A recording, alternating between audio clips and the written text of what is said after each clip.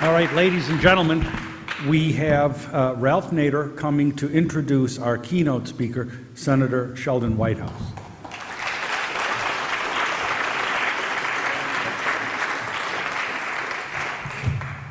Thank you very much, Rick.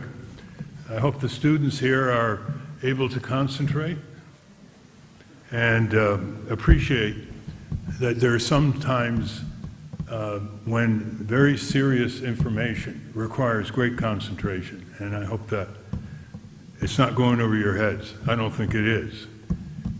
I'm very pleased to introduce Senator Sheldon Whitehouse. I don't usually introduce senators for the obvious reasons,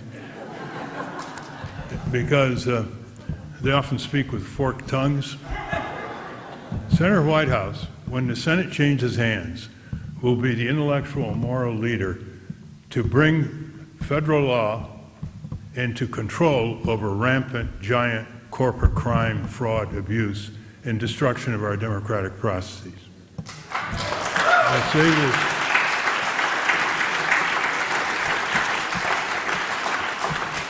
I say this because his record is one of excellent experience for that leadership task. He graduated from Yale University, majoring in architecture. He had a whole series of legal jobs in the state of Rhode Island, culminating in becoming the U.S. Attorney for the District of Rhode Island. He was also Attorney General of Rhode Island before he was elected in 2007 to the U.S. Senate. But the reason why I'm persuaded that he means business is a book he's written, which is at the gift store and bookstore. Readers think, thinkers read. If you don't read, and I'm directing this to the students, if you just look at your screens, you're not going to be a civic leader. You're going to be a follower. You're going to be a cog in the corporate wheel that controls our government. This book is called Captured: The Corporate Infiltration of American Democracy. The only criticism I have is the subtitle is a gross understatement. Giant corporations do strategic planning. That's what they do. And they have strategically planned their control over our elections, over our law enforcement, over our education, over our food, over our air and water, over even our genetic inheritance by patenting gene sequences. They have enormous control over our foreign and military policy. Witness President Eisenhower's warning of the military-industrial complex. They are even commercially raising our children, undermining parental authority and discipline, and they're flouting the attempt to save the planet from massive ongoing climate disruption. They also are controlling the allocation of our public budgets, which are heavily skewed toward corporate welfare, the corporate state, and government-guaranteed giant capitalism. That's for starters. And that's what Senator Whitehouse understands. There are not more than 6 senators who understand that we're losing our republic, we're losing our democracy, we're losing our freedom to ongoing global giant corporations that are built to be autocratic and built to be top-down, and that are built to flout the very principles of capitalism, which is if you're owner of property, you should have some control. Not so for shareholders, mutual funds, and pension funds. If you're owner of a capital business and you fail, you observe the verdict of the marketplace. That's true for small business, not true for giant business. They go to Washington for bailouts. To entice you to read this book, I'll take 1 minute to show you the depth of it. This is not just a bunch of examples of consumer abuse. It starts with the Constitution's blind spot. The Constitution did not envision the domination of corporations over human beings. Corporation and company are never mentioned in our Constitution, which is now out of date. The growth of corporate power what the corporate political machine wants, the Powell Amendment and corporate strategy, capture of the Supreme Court, capture of elections, corporate capture of regulatory agencies, corporate capture of the civil jury. And he's got a marvelous passage on the importance of the civil jury to challenge the abuse of power and the attacks on it. And, of course, the corporate denial machine, that's propaganda, and climate disruption and the flies of summer, and America's lamp in peril. This is a serious man, and we're all gratified that he came today, and we want to hear more from what he has to say, and we want to hear more from what he's going to do when the Senate changes hands from the facilitators of kleptocracy. That's what they're doing right now, is facilitating corporate crime, fraud, and abuse. Senator Whitehouse.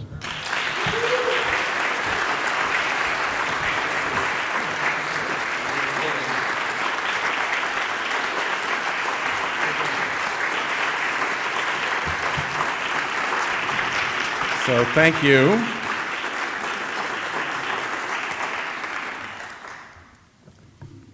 Houston, we have a problem,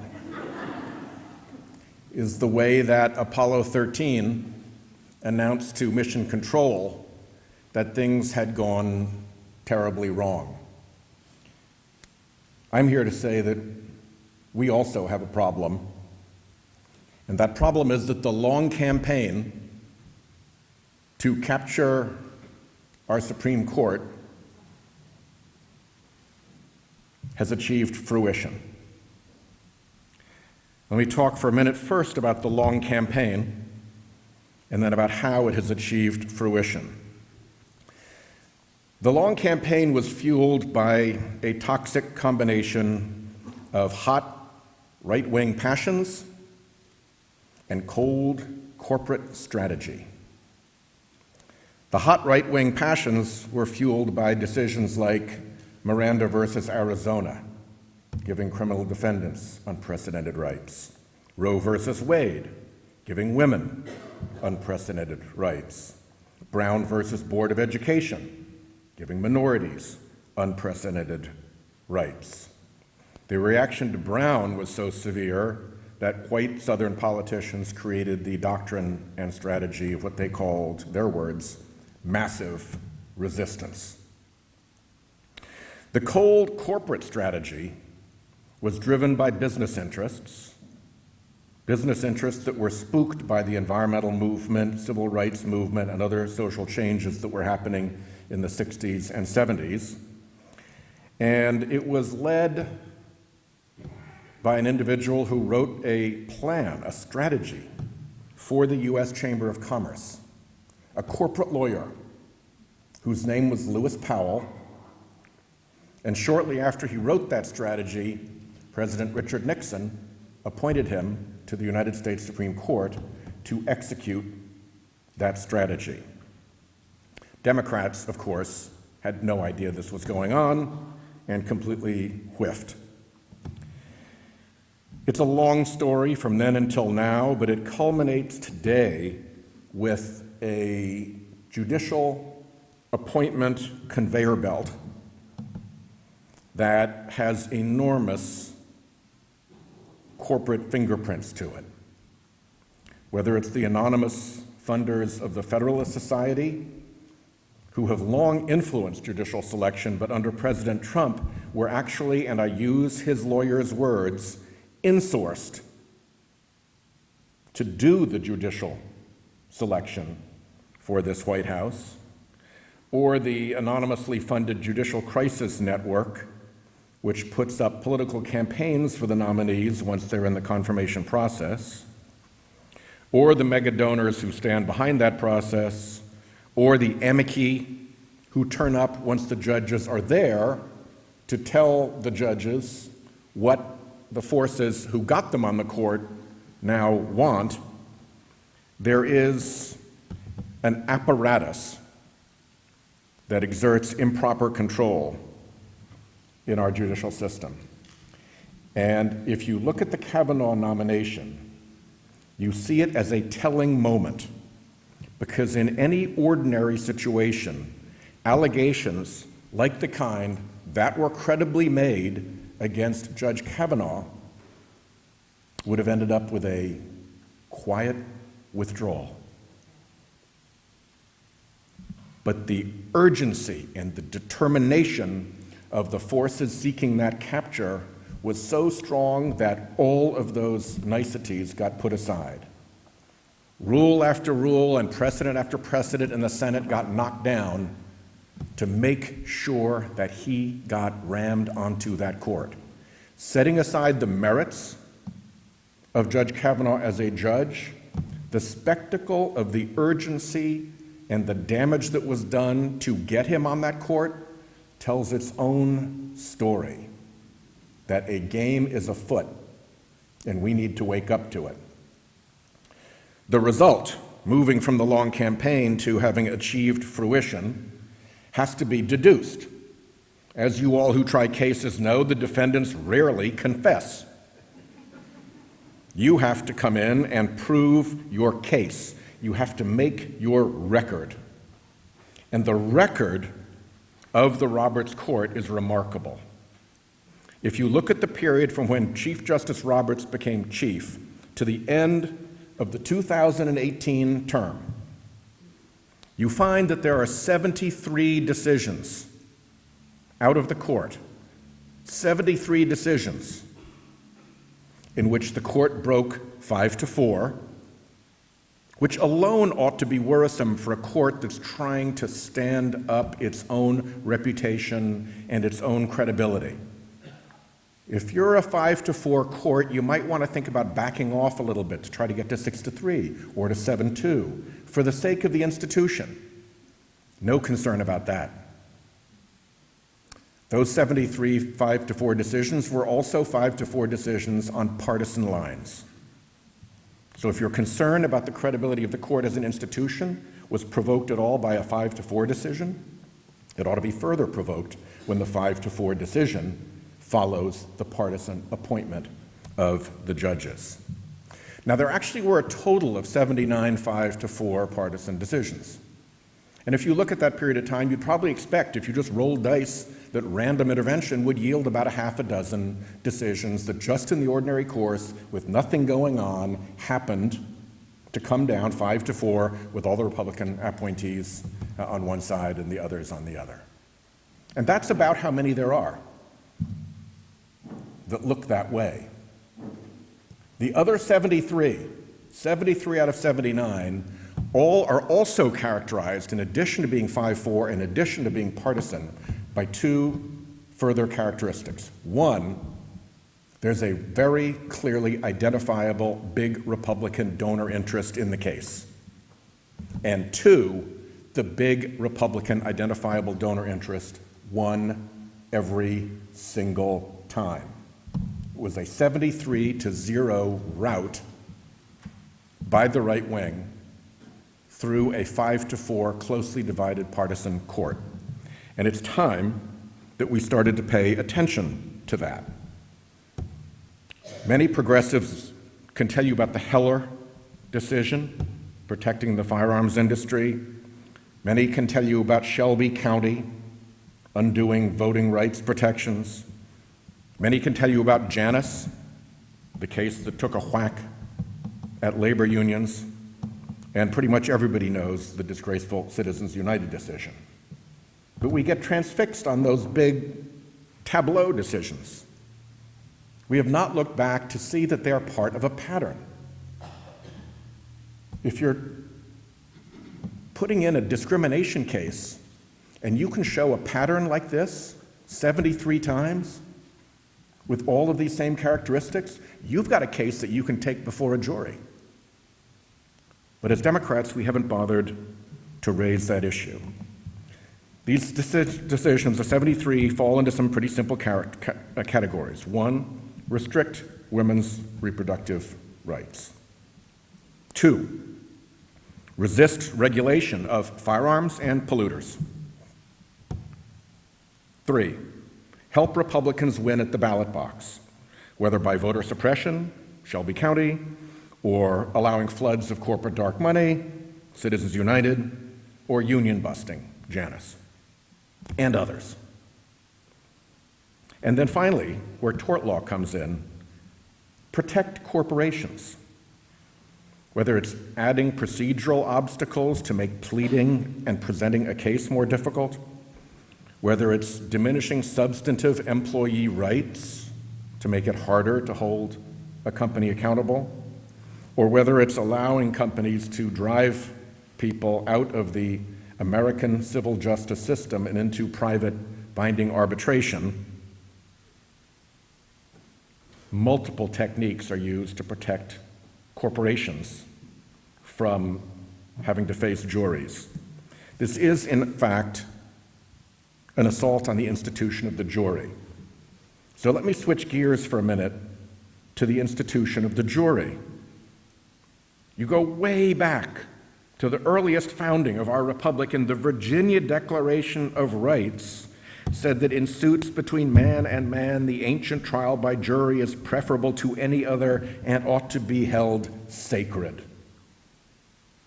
When we declared war, we listed the causes of war against the king. One was the king depriving us, in many cases, of the benefits of trial by jury. And when the founders were putting the Constitution together, if you look at the great founders, Jefferson, Madison, and Hamilton, each one spoke to the importance of the civil jury. Jefferson, freedom of religion, freedom of the press, freedom of person under the protection of the habeas corpus, trial by juries impartially selected. These principles form the bright constellation which has gone before us and guided our steps through this age of revolution. Madison, in suits at common law, trial by jury in civil cases is as essential to secure the liberty of the people as any of the pre-existent rights of nature. And Hamilton, observing that the friends and adversaries of the plan of the convention, if they agree in nothing else, concur at least in the value they set upon the trial by jury. If there is any difference between them, it consists in this: the former regarded as a valuable safeguard to liberty, the latter represented as the very palladium of free government. And it has an important role, and one of the reasons that the founders took it so seriously is what Blackstone said about it. Why does it matter what Blackstone said about it? Because every lawyer at the time of the Revolution had Blackstone and the Bible on their desks. In fact, Blackstone kind of was the Bible for lawyers. And here is what Blackstone said describing why this matters. The most powerful individual in the state will be cautious of committing any flagrant invasion of another's right when he knows that the fact of his oppression must be examined and decided by 12 indifferent people, indifferent meaning no conflict of interest, not caring, not appointed till the hour of trial, and that when once the fact is ascertained, the law must of course redress it. This preserves in the hands of the people that share which they ought to have in the administration of public justice and prevents the encroachments of the more powerful and wealthy citizens. It's the one piece of our Constitution in which the mechanism that our Constitution built has as its explicit purpose under Blackstone not just to protect the people from the government, but to protect regular people from wealthy and powerful other citizens who would otherwise encroach. So systematically undermining the civil jury as an institution is not unexpected in a world in which corporations, the most powerful and wealthy citizens we have, are exerting improper control. Finally, de Tocqueville, Democracy for America, his great book. To regard the jury simply as a judicial institution would be taking a very narrow view of the matter. For great though its influence on the outcome of lawsuits is, its influence on the fate of society itself is much greater still. The jury is therefore, above all, a political institution, and it is from that point of view that it must always be judged. The jury system, as understood in America, seems to me as direct and extreme a consequence of the dogma of the sovereignty of the people as universal suffrage, as the vote. The jury matters as much as the vote. So we have some work to do because we are not paying attention. Yes, we noticed Heller. Yes, we noticed Janus. Yes, we noticed Shelby County. Yes, we noticed Citizens United. But I can tell you from sitting in the Democratic Senate caucus that when the Epic Systems decision came down, nobody noticed. As a reader of a lot of articles, op-eds, reviews, books, etc., almost nobody talked about Epic Systems. And yet Epic Systems was number 66 of those 73 decisions. We got to 66 in a pattern of 73, and nobody was noticing or calling out the pattern yet. So I've decided to become obnoxious and start to call out the pattern. By the way, Epic Systems involved corporations in their employment contracts, which are almost inevitably contracts of adhesion, being able to require the contracting employee to give up their rights to sue in a class action, even to arbitrate in a class action. And of course, 5-4, partisan, all the usual stuff. So I've tried to lead a little bit by example. I've written a lot of articles on this subject. I have carefully proofed the sort of baseline article through the American Constitution Society. They did a lot of research support to make sure that we had backstopped and nailed down everything that I said. It's now published. If you look for right-wing route, R-O-U-T, you will find it. It has an appendix of all the 73 cases explaining not only how they get to be 5-4 partisan decisions and what the topic area is, but how often they actually violate traditional conservative judicial doctrines. On the way to serving this big donor crowd that they have served with these 73 decisions, they have run over precedent, they have run over originalism, they have run over textualism. It really doesn't matter what's in between them and the goal. If they have a 5-4 majority, they will deliver. And we need to start calling that out. Whether you consider it belling the cat, you know what belling the cat means? You protect the mouse by putting a bell on the cat so wherever it goes, you hear the bell so that we know what's going on, that people aren't being snuck up on and pounced on. Whether you consider it calling out the emperor for not wearing any clothes, because these emperors have been walking down Main Street buck naked for quite some time now. Whether you think of the academic world. In the academic world, what do they say? Publish or perish. If we don't talk about this, if we don't explain this to the American public, we're in their gun sights. Lawyers are in their gun sights, citizens are in their gun sights, consumers are in their gun sights, employees are in their gun sights. So we have to publish or perish. And I ask you, first of all, I have a lawyers group. If you'd consider joining it, it's an email list. I send constant information out to let people know what's happening so that they can react. If it provokes your competitive juices, I'll tell you I have two lists. One is scientists, one is lawyers. They're about the same size. The scientists are about 10 times as active, useful, effective, and responsive as the lawyers. So we need to upgrade the work with lawyers. If you believe in this cause, you ought to be publishing something at least once a year, whether it's in your local bar journal, whether it's in your local newspaper's op-ed column, whether it's a letter to the editor, whatever. There is so much to talk about. How these cases were decided, how the court found facts. Anybody who knows anything about appellate law knows that appellate courts aren't supposed to find facts. This court finds facts regularly, and it finds wrong facts. And then when it's absolutely clear beyond any peradventure that those facts are wrong, they don't go back and clean up their mess. They're very satisfied to look out at the landscape of damage that they have created. So, finally, There's a lot we can do around the court as to transparency. There are things we can do by putting pressure on the court to change its rules, and if they won't, there are things we can do by passing laws through Congress. But it ought to be no longer tolerable that the Supreme Court has no code of ethics.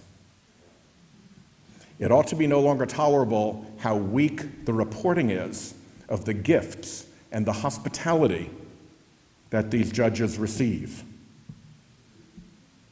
I somehow doubt that we would have learned about Justice Scalia's billionaire-funded hunting trip had he not died on that hunting trip. And finally, the court is surrounded with dark money right now.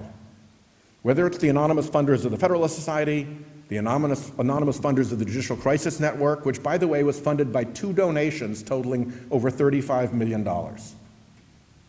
What do you bet those 2 donations came from the same donor? One was knocking out Gorland and getting Gorsuch, one was shoving Kavanaugh through. And we don't know who spent $35 million to influence the makeup of the United States Supreme Court? How is that acceptable? File a brief in a case and look at the other briefs that are filed. How often do you know who's behind the amicus group arguing the right-wing position? Almost never. Rule 37.6 says you have to pay for who funded the brief itself. That's like a $10,000 publishing job. But if you're a front group that took millions of dollars from a big interest to bring its case before the court, or more particularly, as we've discovered, if one group funds 10 or 11 briefs in the same case, so it looks like there's an upwelling of support, but in fact, it's fake briefing, you never find that out. And with the amicus should come the groups like Pacific Legal Foundation, which basically troll around for cases that they want to bring to a friendly court, find a plaintiff of convenience, bring the plaintiff of convenience in to make their argument to the court, and then evaporate when the case is done. We ought to know who's behind those groups too. The court is surrounded by way too much dark money to be healthy, and we have got to be on the side of the angels when we're for transparency. So I look forward to your help and support as we continue this fight. It is far too important not to take this on. Thank you.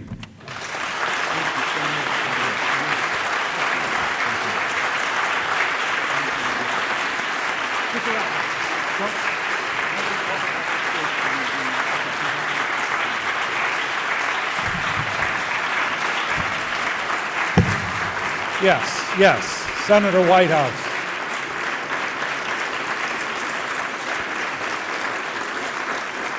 Let me direct a remark to first the students here. Don't ever let me hear you trying to get out of jury duty. If you are ever called, make it work. It's a remarkable, wonderful, empowering experience. I'm quite serious. It's a pain in the ass because everyone's busy, they've got career, they've got family, they've got vacation. No one wants to be on a jury, but everyone who does thinks it's one of the best things they've ever done. So if you ever have a chance, take it. That goes for all of you.